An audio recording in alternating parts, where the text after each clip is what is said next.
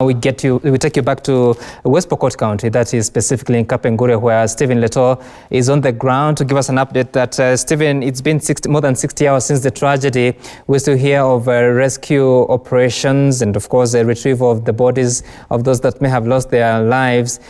What are you hearing on the ground, and how difficult is it exactly to really rescue those that may have been victims of this situation?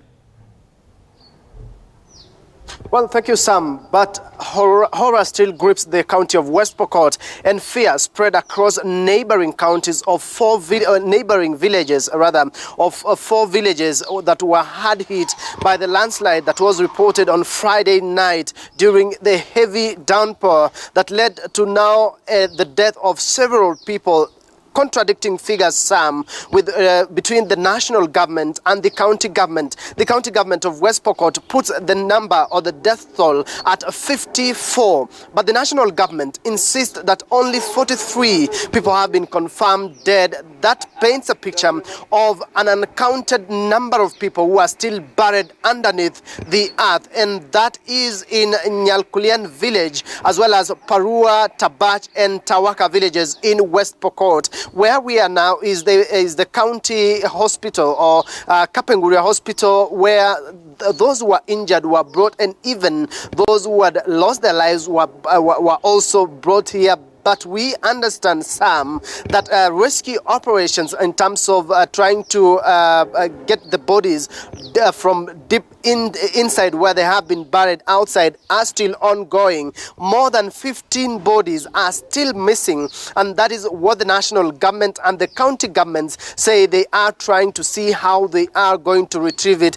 The issue of humanitarian crisis hitting this part is evident because the roads had been cut off at Otum, and that even the rescue operations are being reported to be difficult. Even getting food and humanitarian assistance to the affected villages is becoming even harder.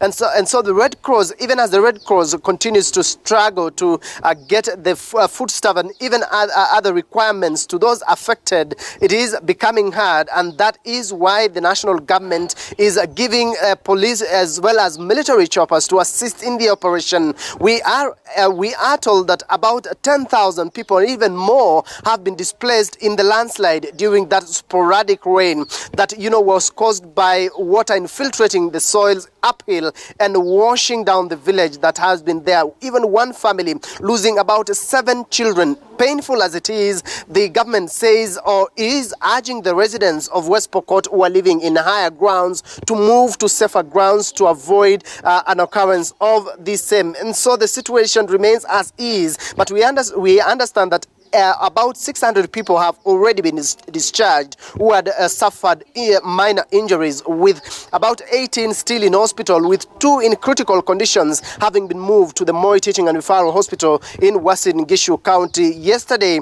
the Rift Valley Regional Commissioner George Natembea was here and confirmed that out of the 10,000 people that have been displaced, 3 camps have been set up to ensure that they, or the people, those who have been affected, will be stayed there. And so that is the situation. We are still trying to see how to move deep into the villages that have been affected, Nyalkulian, Tabach, as well as Tawaka and Parua. We are told that they are deep into the interior parts, and even accessing the very landslide prone area is difficult, and even helicopters hovering around may not really get the landing space due to the visibility. And also, as we speak now, clouds are forming fast, and that giving an indication that any time from now there could be another downpour. But as is now, Sam, we still do not have a precise weather focus for this particular area, and that it is just living day after the other. And so, Sam, later on we'll be linking up with you again and in other subsequent bulletins to give you the very latest details from West Pokot to see whether the remaining bodies buried underneath the earth will be retrieved and taken to the morgues. From us here in West Pokot, it's back to you, Sam, in studio. Well, Leto, you paint a picture of a very difficult situation, not just the terrain, but also the weather for the rescue mission, if I'm allowed to call them so. But you also paint a picture of survivors. And I'm wondering, as you talk about the humanitarian situation, how well are the authorities able to supply the essential supplies, obviously, talking about food and non-food items. How well are they doing, at least to mitigate the effects of this tragedy?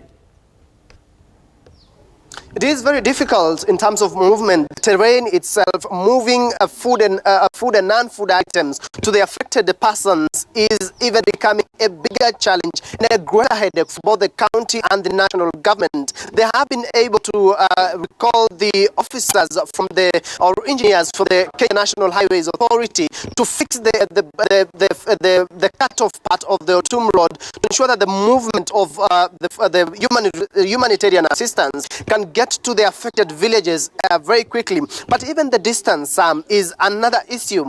With the population of over 10,000 people in need of urgent assistance, then that paints to you a serious humanitarian crisis that really needs to be addressed as soon as possible.